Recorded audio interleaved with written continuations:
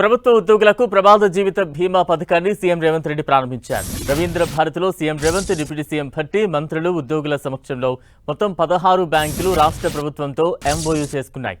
అన్ని ప్రభుత్వ శాఖల్లో పనిచేసే ఉద్యోగులతో పాటు కాంట్రాక్ట్, తాత్కాలిక ఉద్యోగులకు కూడా అమలు చేయాలని ప్రభుత్వం నిర్ణయించినట్టు తెలుస్తోంది. ఏదైనా ప్రమాదంలో ఉద్యోగి మరణిస్తే వేతన ఖాతా ఉన్న బ్యాంకులో నామినీకి 60 లక్షల నుంచి 2 కోట్ల రూపాయల వరకు బీమా పరిహారం లభిస్తుంది. ఈ సందర్భంగా రేవంత్ రెడ్డి హాట్ కామెంట్ చేశారు. ఎవరు హేళన చేసినా తాను గుంపు మేస్త్రినే అన్నారు. ఇక గత ప్రభుత్వాన్ని టార్గెట్ చేస్తూ పలు ఆరోపణలు చేశారు సీఎం.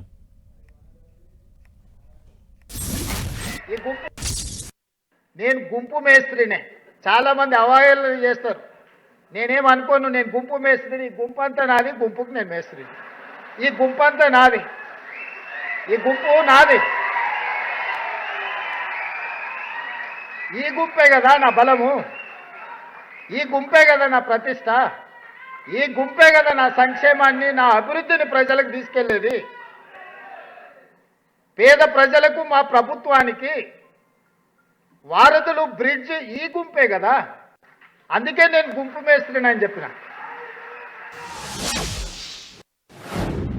కాలుష్యం అయిపోయిన మురికిని వెదజల్లి నల్గొండ జిల్లా బిడ్డల ప్రాణాలు తీస్తున్న మూసిని ప్రక్షాళన చేసి కట్టాలని నేనంటే నా కాళ్ళలో కట్టె పెట్టాలని కొంతమంది తిరుగుతూ ఉన్నారు. ఔటర్ రింగ్ రోడ్ ఆర్థిక వ్యవస్థను మార్చింది. రీజనల్ రింగ్ రోడ్ వేసుకుంటే తప్ప, మెట్రో విస్తరించుకుంటే మీకే కాదు ఉపయోగపడేది.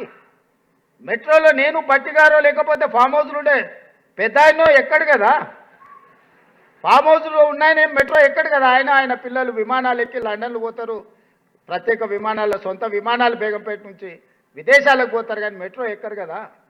మెట్రో ఎవరు ఎక్కుతారు? మన మధ్యతరగతి వాళ్ళం ఎక్కుతాం. మా మధుకి ఇన్నే ఉన్నాడు, ఇంటర్మీడియట్ బోర్డులో ఆయన పిల్లలు చచ్చిపోతే ఆయన మాట్లాడిండని ఆయన జైలుకు తోలేడు.